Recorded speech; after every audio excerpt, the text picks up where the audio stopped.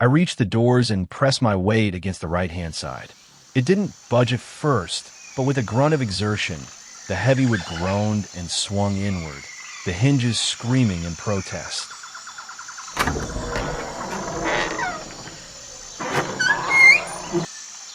I step inside. The cool air hit me first, smelling of stagnant AC and old dust. But there was something else beneath it. A heavy, musky scent. The smell of a butcher shop left out in the sun. The lobby was cavernous. A grand staircase swept up to a second-level mezzanine. But the floor was a disaster. Two massive skeletons, reconstructions of dinosaurs, had been toppled. One, a long-necked giant, lay shattered across the floor, its vertebrae like fallen pillars. The other, the bipedal predator, was tangled in the wreckage. Then I heard it, a soft, wet sound. I froze, my hand tightening on the flare gun. I moved toward the shadow of the staircase, my heart hammering against my ribs like a trapped bird. On the stairs, halfway up, something was moving. At first, I thought they were lizards, large iguanas perhaps. There were 7 of them, small and vibrant green with brown striping along their backs.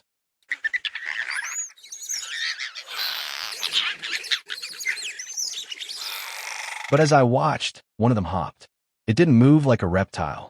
It stood on its hind feet, its long tail balancing its body with a twitchy, bird-like precision.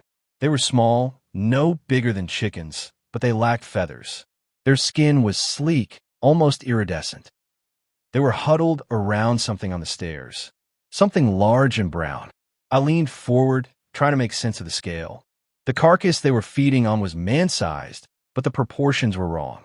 It had long, powerful hind legs and tail. It looked like a larger version of the little green things, but heavy and muscular. The green ones were methodical.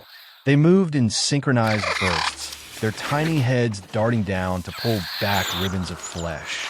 They chirped, a dry, clicking sound that reminded me of geckos, but more intelligent, more communicative. Then, a larger head popped up from behind the brown carcass. My breath hitched. This one was different.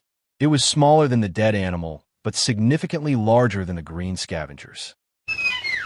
It had 2 prominent blood-red ridges or crests running parallel along the top of its head. Its eyes were dark, focused, and unsettlingly bright. It stared at the carcass for a moment, a hunk of meat clamped in its jaws, then it swallowed with a violent jerk of its neck. My mind went numb. The Jeep, the logo, the fossils on the door, the skeletons on the floor. Are these? The word felt like a physical weight. It was impossible. It was a violation of every law of nature I understood. Extinction was supposed to be final. But as I watched the crested creature tilt its head, listening to the silence of the room, the reality was undeniable. This wasn't a movie. This wasn't a theme park ride. This was a biological reality that had been hidden away from the world. The electrified fencing made a bit more sense now. I felt the onset of a panic attack. My vision tunneled, and the air in the lobby felt suddenly thin. I fumbled for the flare gun, my fingers slick with cold sweat. The crested one froze. It turned its head to the side, but clearly looking toward me. It didn't have the dull, vacant stare of a lizard. It looked at me with a calculating, predatory intensity. It let out a low, vibrating hoot. I didn't move. I couldn't. The creature's throat expanded slightly, and it let out a sharp, piercing screech. The effect was instantaneous. The little green ones scattered, their tiny feet clicking like hailstones on the stone floor as they vanished through an exposed wall under construction to my left. The crested one gave me one last, lingering look, its tail lashing once. I hesitantly raised the flare gun at it. I wasn't sure if I had it in me to shoot, but if there was ever a time, then this was it. But it suddenly turned and sprinted to the top of the stairs with a terrifying, fluid grace, disappearing into the shadows of the upper floor. I stood there for a long time in the empty atrium, the flare gun pointed at nothing. The silence returned, but it was different now. It was a predatory silence. I looked at the dead brown thing. It had puncture marks from something much bigger than what I had just seen. which means something much larger preys on these things. And this thing looks and smells reasonably fresh, maybe killed 2 or 3 days ago. I had to find Sally. If she was in here, she was in the middle of a nightmare. I forced myself to move. I avoided the stairs. I didn't want to go where the crested thing had gone. I moved along the perimeter of the lobby, my back to the wall. I found a hallway. The walls here were lined with plaques and displays that had never been finished.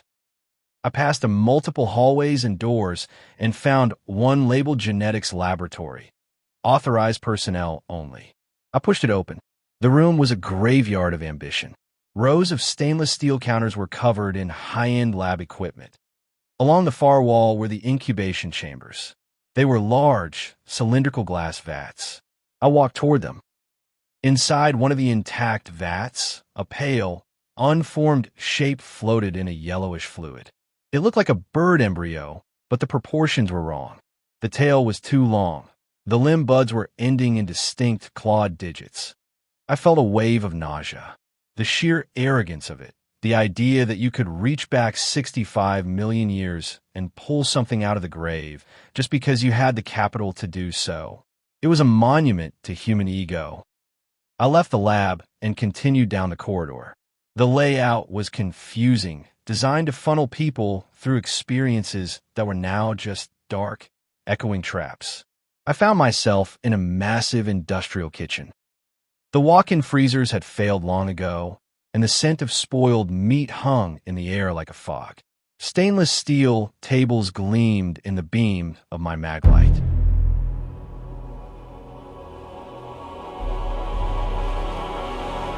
The wind slammed the hull with a ferocity I had only ever seen on weather maps, the kind of raw, indifferent force that makes you question whether you ever truly owned a vessel at all. Water surged over the decks of the Alethea like a wall of glass, breaking against us with a sound that was more a scream than a roar. I could hear Alias's voice over the tumult, a low, urgent bark that tried to cut through the howl. He was already on the bow, his eyes narrowed against the spray, a silhouette of resolve against the chaos. The yacht lurched, a sickening shudder that sent Alias and me into opposite directions. I felt the deck slip beneath my boots as the cold, unforgiving sea leapt up to claim us. In a single, panicked instant the rope snapped, the metal churning in the water like a dying insect. I went over the rail, my body tossed into the void, the Alethea collapsing into a jagged bluff of wreckage behind me. Some part of me, believed I would be pulled back, that LIS would reach for my hand. The storm didn't care. The water was a relentless, icy sheath. Every gasp that escaped my lungs was a scream in a vacuum. I kicked, my limbs moving on instinct, the night swallowing me whole.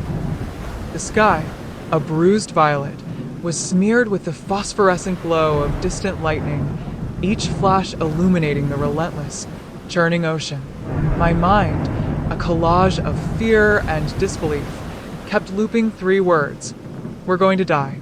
I was drowning in more than just salt water. Each breath became a negotiation with my own body.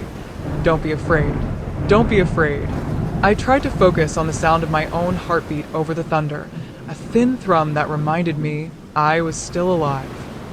The only solace came when, through a brief break in the storm's ferocity, I caught sight of a broken piece of the Alethea, a twisted, half-submerged section of the stern, its railing jutting out like a skeletal finger.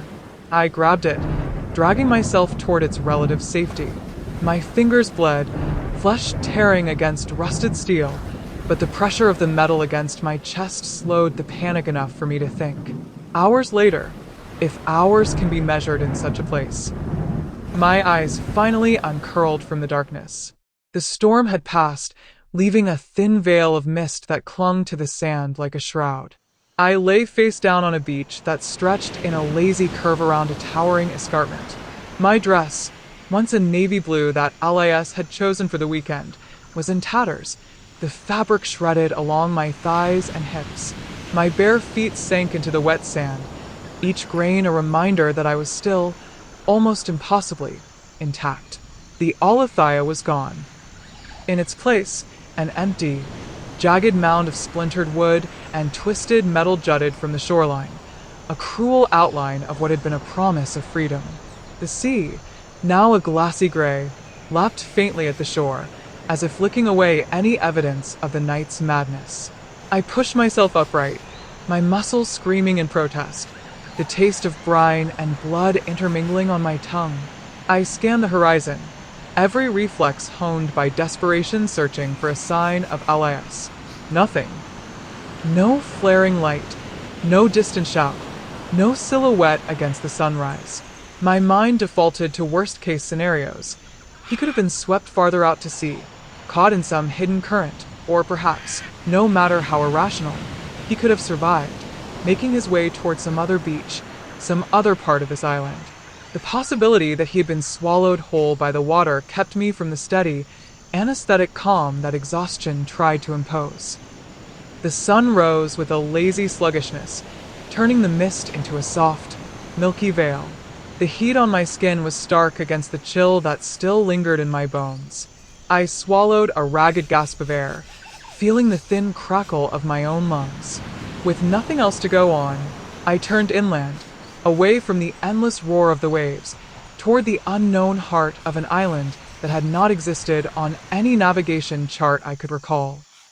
LIS had mentioned rumors of government testing zones, undisclosed research facilities hidden in the Pacific, but we had laughed about them as the kind of myth sailors told to each other over cheap rum. Now, alone and barefoot, those myths were all I had. The sand gave way to a thin mulch of dead leaves and broken twigs. The forest that rose before me was not the manicured pine of a resort, but a chaotic mash of palm trunks, towering ferns, and low-lying shrubs. The canopy was a quilt of green, interspersed with bright flashes of bird feathers and the occasional hiss of a reptile sliding through the underbrush. Insects buzzed in thick, lazy swarms, their tiny bodies becoming a constant, maddening thrum against my ears. Each step was a negotiation with the terrain. My bare feet, still sore from the sand, now bruised against sharp roots and the occasional jagged stone that burst from the soil like teeth. I could feel the subtle shift in the ground. Sand, then loam, then a hard, compacted layer that hinted at something more solid underneath. The air grew hotter, heavy with the scent of moist earth and decaying plant matter. My thoughts turned inwards, the rational part of me cataloging every observation, building a mental map as I moved deeper into the forest. It was not long before the dense foliage began to thin. A hint of gray interrupted the verdancy, a road. Not a path worn by foot traffic, not a mule trail through the underbrush, but a clear, graveled strip that cut a neat line through the trees. It widened gradually under the scrutiny of my eyes, and at its edges were faint marks of tire tracks, implying use not just by hand-driven carts, but perhaps something heavier. I paused, heart thudding against my ribs. A road meant a degree of civilization, which meant a possibility of other people. Perhaps survivors, perhaps the very people who might have built a structure to host Alias if he had made it to shore. Or it could be a trap, a line drawn by a group that didn't want us to intrude. I let a breath out, tasting the iron of my own blood, and continued. The gravel shifted under my feet, the tiny stones grinding against each other in a low, constant whisper. The road wound around a rising mountain, its lower flank shrouded in a low mist that clung to the base like a veil.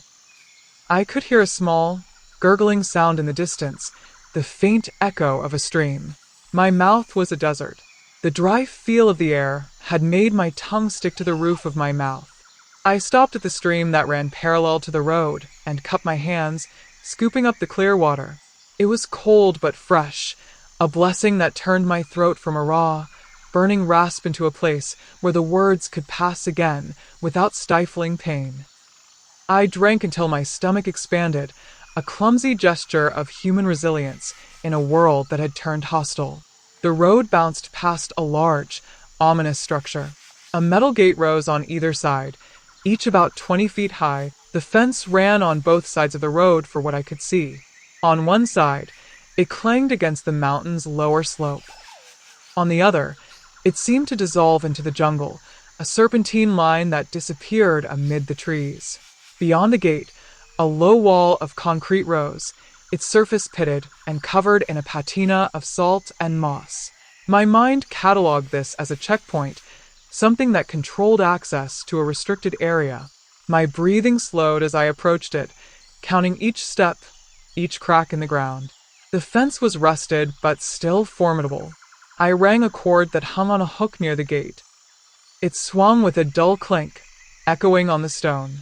For a handful of seconds, nothing but the wind answered.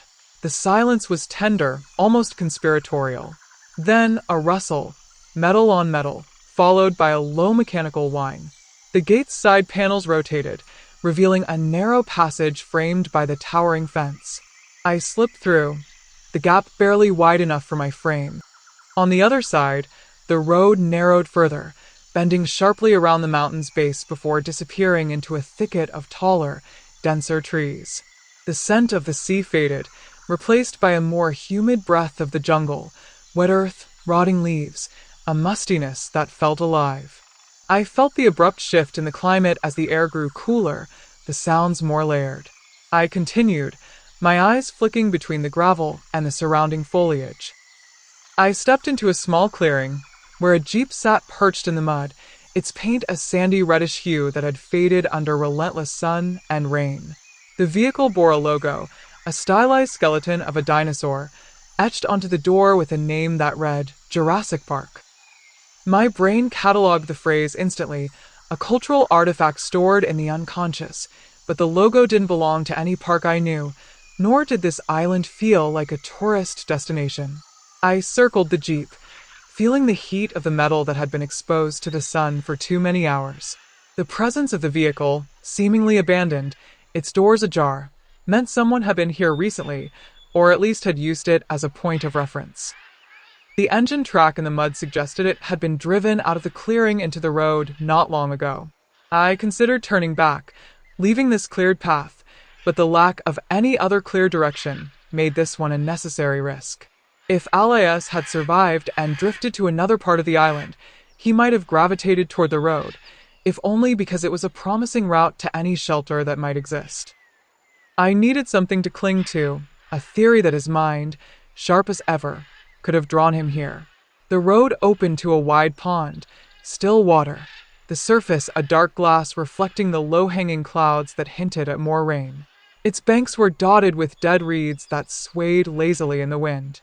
Across the pond, at the end of the gravel, a large white building rose, its architecture at once strange and deliberate. It had a long, sloping roof made of what looked like thatch, though the material seemed more synthetic, a light that caught the sun in glints. Its two main doors were carved with faux dinosaur skulls and elongated ribs, computer-rendered artistic renderings that made the structure look as though a modern amusement park tried to mimic an ancient world. There were stairs leading up to the entrances, stone steps worn smooth by countless feet. Small tributaries of water flowed down either side of the stairs, their sound a gentle babble that offered a hint of tranquility amidst the overwhelming feeling of isolation. I stood there, breath shallow, mind whirring. The building could be a lodge, a visitor center, an administrative hub, any of the things that served a touristic venture. However, its isolation on a lesser-known island felt less like a tourist trap and more like a research outpost. Perhaps a governmental wildlife reserve or an experimental biology hub. The use of dinosaur motifs could be a thematic choice, an educational veneer for a place focusing on extinct species, though that seemed far-fetched given the remote location. I pushed the door open. The heavy doors groaned in protest, a symphony of rust and strained hinges, before yielding to my persistent push. I stumbled over the threshold, the last of my energy fleeing like a startled bird.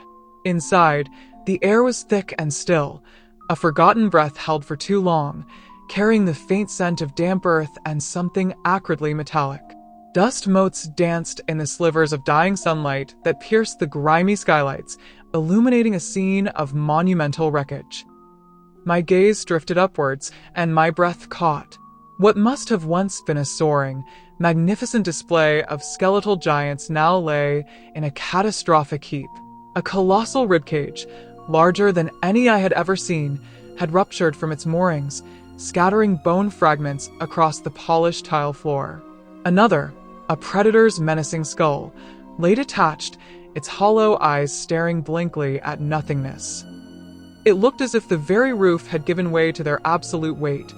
Either that or something had ripped through this place. The sheer scale of the destruction was humbling, terrifying. I noticed that to my left that part of the wall was missing. In its place was scaffolding and tarps. I could see directly outside, and to the clearing to where I came out of. This place was still under construction. Then I saw them. Two dark, irregular masses, the color of dried mud. One was draped over the ornate banister of the grand staircase that curved gracefully to the second floor, a grotesque, broken figure suspended mid-fall. The other lay sprawled at the base of the shattered dinosaur skeletons, half obscured by a fallen femur. They were large, the size of a grown person, surely. No, they couldn't be. My mind, bone-weary and starved of sleep, struggled to process the image, to reconcile it with anything remotely familiar.